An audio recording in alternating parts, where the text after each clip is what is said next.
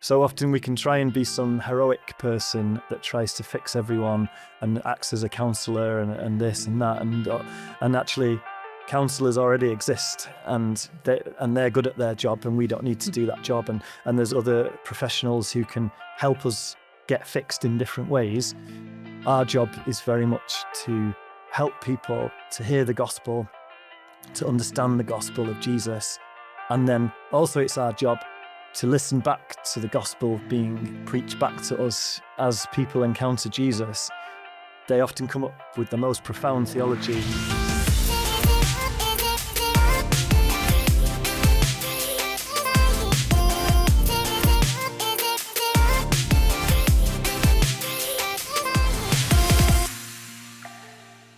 Welcome to the Proximity Podcast. We're here at the Proximity Conference in Manchester. It's been a fantastic day so far, and I'm very pleased to say that I'm joined by the legend who is Chris Lane. Welcome to the podcast, Chris. Thank you. It's great to be with you. How are you today? I'm all right. Yeah, it's a lovely sunny day outside. We've just been worshipping the Lord in the other room, and so I'm great. Feeling all the good feels. Mm-hmm. Excellent. Chris, we've spoken many times in different contexts. I don't know why I start what I'm coming to the end of this sentence was going to say. I started that sentence without a plan to finish. I was just trying to be friendly, you know. It's great to see you again.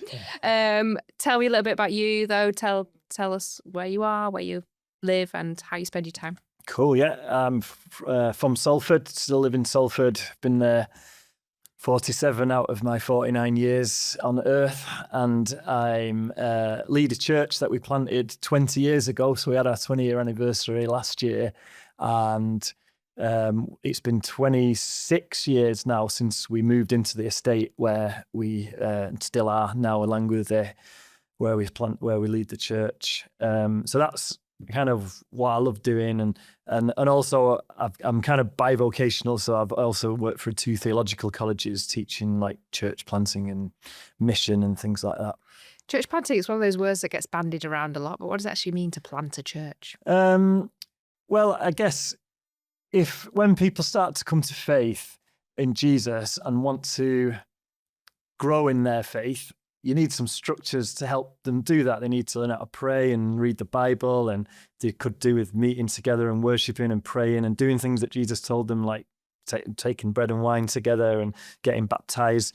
So I guess church is basically the structures that we put around people or a group of people when they grow in their faith. And so sometimes you might want to, you might do a mission and a whole bunch of people come to know Jesus, and you might feel like, let's do something new for this group or whatever. And that might be a new church that you start for them. So I guess the planting analogy is just about planting a seed in the ground and seeing what grows up. And tell me a little bit about your planting journey. I know it's 2 books worth of content. Yeah. You've written 2 books about your journey. Yeah. But tell us a little bit about it. I'm sure it's been all plain sailing, beautiful, no issues. Just like we started with 10 and now there's 1,000. No, that's not the case. But I think we just always felt this call to Langworthy, this estate, from when I was about 19 or something. And we prayed for the area. We used to prayer walk around there. We would do bits of mission there and stuff. And it was a mile away from where I grew up, but totally different world. And I think the more you pray for somewhere, the more God kind of says, why don't you be part of the answer to that prayer? And so we realized God wanted us to move in. So that's what happened back in 1999. We were the second of the Message Trust's Eden projects. But so me and 25 other people moved into these 3-4 streets in Langworthy. It was easy to get houses then. You could buy a house for £1,000, which is bonkers. And and I think people started to become Christians, and we were partnered with the church that I grew up in, which is a brilliant, amazing church. But we'd had these kind of prophetic words that people had given to us about planting a new church, starting a new church. And it just got to this stage, it's got a very, very long story, quite short, where it just seemed like a new thing needs to happen for the people of this estate who are getting to know Jesus, but perhaps don't feel like they fit in the existing churches. And so we started Langworthy Community Church in 2004 to reach and disciple the people who live in Langworthy. Brilliant. And how has it gone? Yeah. So let's limit it. Give me 2 highlights and 2 lowlights. Start with the lowlights, and then we'll go up. The challenges. It's hard. So in the earliest days, one of the lowlights was we had no idea about how to do sustainable mission, and we were pretty much assuming that we were going to see revival in the next 3 weeks, the first 3 weeks or something, maybe 4 or 5 weeks, and then so we just went all out in mission, and so 4 nights a week youth work. And then that was just the youth work bit. Then we were also going to like a Sunday night meeting. We had early morning prayer meetings. We had a small group on a Wednesday, and we were just doing everything all the time, as well as being like kids in our 18, 19, 20, 21-year-olds trying to work out how to live on our own for the first time, and yet just going for it in giving our lives, opening our homes, and we didn't have any clue how to not burn out. and so after 3 or 4 years we were absolutely exhausted, and we saw God do loads of cool things in that time, but we were not looking after ourselves at all, and I think we just got to a stage where lots of people were exhausted, and so I think that was a really difficult thing. I think another difficult thing would be people coming to faith over the years who really like flourish. It's exactly like Jesus' parable of the sower. They grow up really quickly and look amazing, and then their roots are not growing low enough because there's a lot of stuff in their life, a lot of stones and rocks in their life that are challenging, and so they might flower really quickly, but then within 2 or 3 years something happens in their life and they just go away from God. And I think that's been a really painful thing. But equally, if you went into the good things related to that one, what we learned was, firstly, that the hard truth that, I could tell you someone's story after 2 years, which is like amazing, and I could stand on that stage and everyone would clap when I tell the story. But then if I told it 4 years later, then it would be a really sad story because they went away from God and their life imploded. But then 5 years after that, then they come back again. And one of the beautiful things about long-term ministry in one place, so for us now nearly 26 years, is that you know that when people walk away, that's also not the end of the story. And we've had the joy of seeing people return again to the Lord. And when they do, what we learn then is that's not the end of the story either. So we're constantly just going, what are you doing at the moment, Lord? And it helps you not to be devastated when the tough things happen. And it helps you to not get arrogant when it's going really well, because you know that there's more to come tomorrow. Yeah. And God's got stuff for you. And there's also incredible brokenness in the world. And so you make the most of the day, if you know what I mean. Yeah, fantastic.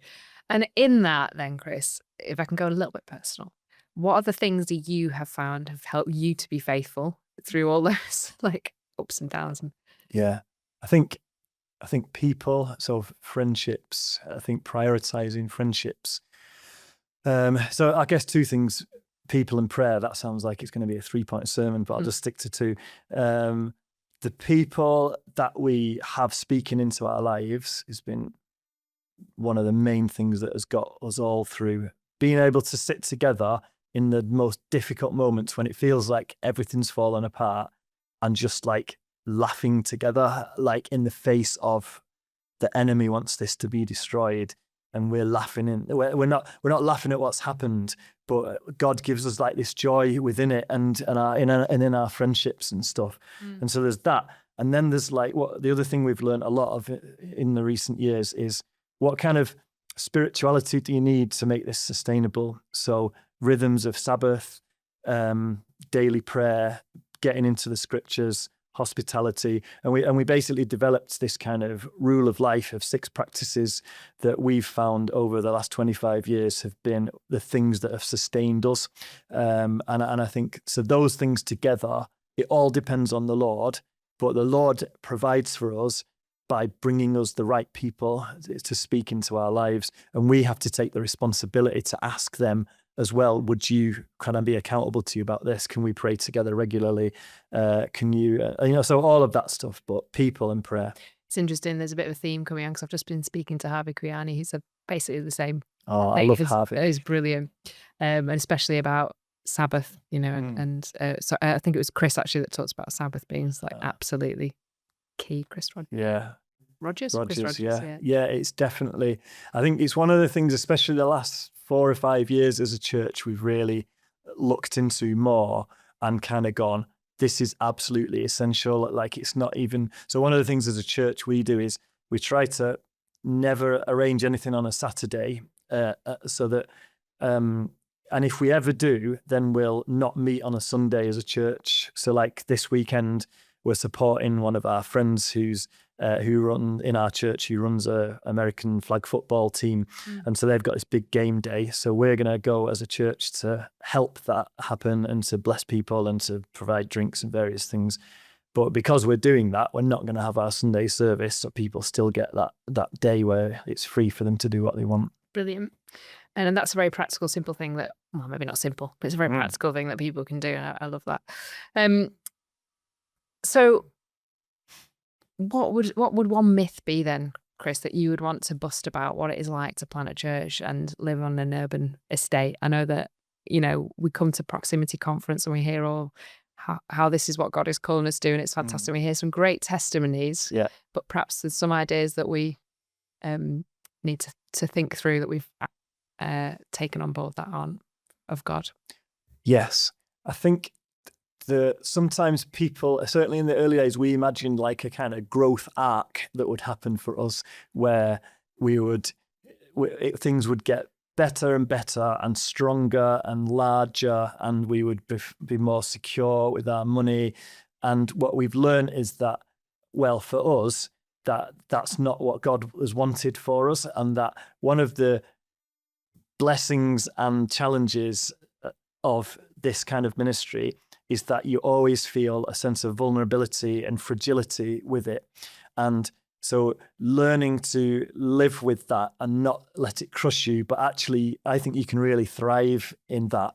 And you can, and that's the gift, one of the gifts that people do in this kind of ministry have to give the wider church, to say, even when it feels like you got nothing, you've got God and he can sustain you. And so we've had so many ups and downs, and if you think about the size of the gatherings that we have on Sundays, it's kind of gone bigger and smaller and bigger and smaller. And so when we're growing, we don't get thinking, oh, we cracked it. And when we're just really small, which we're quite a small group at the moment, we don't panic, and we don't think this is an inevitable terminal decline, because we're just like, what are you doing at the moment, Lord? So the question is always, what's God doing right now with us? What does he want us to focus on, and who's with us? And that's one of the ways we discern what he wants us to do, who he's called to be with us. Okay, can we talk about class? Mm-hmm. Tell me a bit about working class leadership. How can we, what would you say to working class people who might want to grow in that area, and how can the wider church make that more feasible? Yeah, I think that you go in. So if you think about like general missional principles, like if you think about world mission, for example, one of the big things is you go into a place, the missionary goes into a place, they want, their key tasks are raise up local leaders and get out as soon as you can. Whereas I think there's a few issues with that in terms of estate ministry in the UK. One of them is, if the Lord's called us to work, and for us as a church, this is the case, with some of those people who are very much on the absolute margins in our estates, they've gone through a lot of challenging things in their lives. And what sometimes happens is that people go, all right, you've come to faith, you've met Jesus, let's now put you into a position of leadership within the church. And somehow there's an expectation that people will behave in a kind of middle-class managerial way and lead a team and do this and that. And I think sometimes we impose our false expectations on everyone that they'll all just be able to do what we expect. And we try to squeeze square pegs into round holes and stuff. And I think one of the things is to discover what does it mean to be a leader in a community in each context. So I don't think you can like write a book about this is how you do it in working class communities, because everyone is different and there's different levels of poverty, there's different levels of this and that. And I find the kind of class thing, it's not that it doesn't matter, but I think it's just so much more complicated than are you working class or middle class?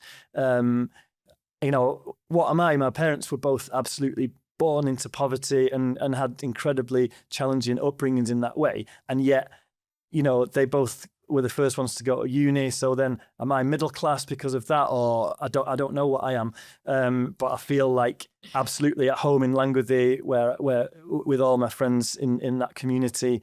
So I don't know how to define myself. I don't want to give you a complex. Yeah, At this moment, you'll have a breakdown on the podcast. But I guess that thing about leadership, it's like if the Lord's calling you into that kind of thing, you follow the call of God. And one of the things I try and do working in the Church of England context in training leaders in that way, people often come and because they've come into an institution which is largely middle class, most people I know from a more working class background that I've worked with, they'll say things to me like, I felt like I wasn't good enough. And people will use strong words like, I felt like I was scum. I felt like I was not worthy. And that's a very common thing that I've found. And so one of the challenges is to go, the Lord has called you into this place. And it's not that you're some trophy that we've picked from a rough estate. This is the calling of God on your life. Do you know what I mean? And I think that's what we have to become better at. And not just to think that people from a working class estate are there, therefore they should stay on that estate forever. But as for one of my friends, for example, she's come from a really a tough background, and everyone was assuming she needs to work in a really rough estate, but actually she's now ministering in this proper middle class area and just doing a phenomenal job. And so part of it is about we don't restrict people to a certain thing just because they're from a certain area or whatever. And I think equally the other way, sometimes some of my more middle class mates who've moved into Langworthy, they're brilliant anyway, and that's because they're just being themselves. And we need to try and express that more. Jew or Greek, barbarian or Scythian, working class or middle class, we're all one in Christ. And so I think I want to sometimes push against some of the binaries that we create. But that was a really long thing. I loved it. More of that. Maybe you should write a book about that. What advice then, Chris, would you give? I know you've talked a little bit about what it was like doing ministry in those early days on the estate. What would you say to somebody who is wanting to disciple people on an estate where there's material hardship for people have had traumatic experiences in their life? What would you say some of the key things that you've learned about what discipleship looks like? Yeah. So much of it is like Eugene Peterson says, a breakthrough for him as a leader was when he realized it wasn't his job to fix people, but to introduce them to Jesus and to help them to get to know Jesus better. And I think so often we can try and be some heroic person that tries to fix everyone and acts as a counselor and this and that. And actually counselors already exist and they're good at their job, and we don't need to do that job. And there's other professionals who can help us get fixed in different ways. Our job is very much to help people to hear the gospel, to understand the gospel of Jesus. And then also it's our job to listen back to the gospel being preached back to us as people encounter Jesus. They often come up with the most profound theology. And something Rowan Williams always says is like, when you do mission from generation to generation, you get the privilege of not just bringing the gospel, but hearing it afresh in every generation and in every new country and in every new group. And so we need to be excellent listeners I think that's one of the keys in mission. And it also helps us to plant churches and lead churches contextually, because if we listen to what people say when they first encounter the gospel and are transformed by the gospel, we can then use what people say and form a vocabulary which applies well in our community, if that makes sense. And so we need to be very good listeners as we're discipling people, but we need to find, what does it look like that the basic things of the Christian faith, daily prayer, engaging the scriptures, being part of a community, reaching out to others, what does it look like in our community? Like how does it work out in our community? If there's a community where hardly anyone reads, then how do we help them to get the Bible app and to listen to David Suchet reading them the Bible or whatever? So there's all sorts of different ways, but it's the basic stuff, but then it's applied contextually. Okay, let's bring it down to Chris level.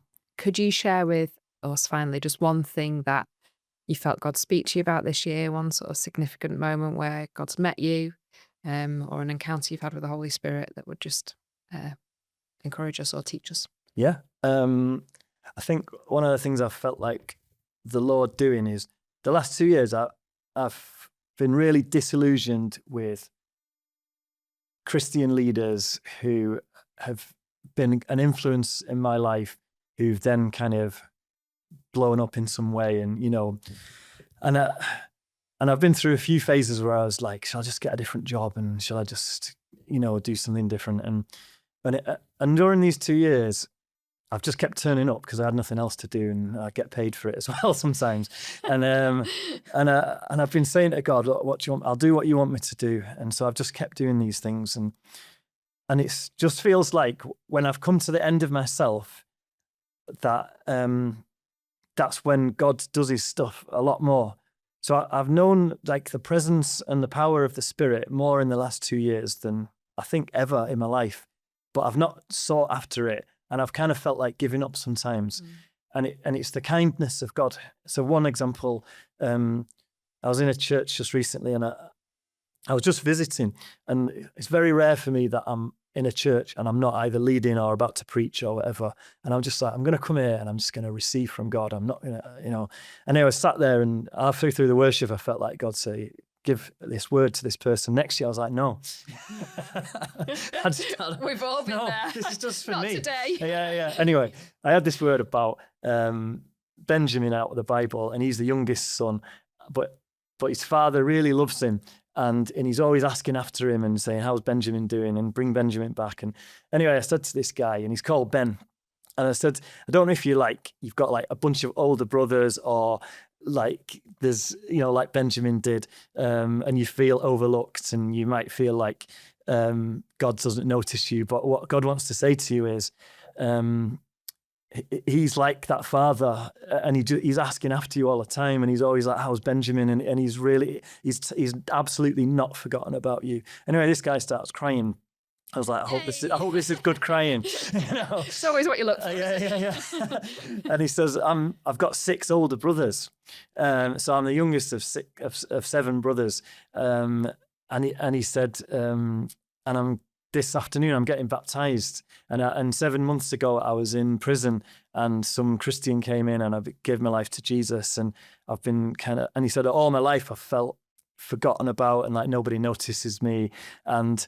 And I just thought it was like this amazing thing, that it was the kindness of God, firstly for him on his baptism day, that he was just reminded that he's not forgotten. And then for me, not feeling it and not wanting to give that, but just a simple act of obedience, unwilling obedience. And he does that, do you know what I mean? And so for me, it's God's strength in our weakness is what I've been thinking about recently. Brilliant. Chris Lane, thank you so much. We can find your books. We'll get links to the books in the show notes. Remind me of the names of your books. The first one's called Ordinary Miracles, and the second one's called Not Forgotten. Excellent. Thank you ever so much for joining us on the Proximity Podcast. Thanks for having me.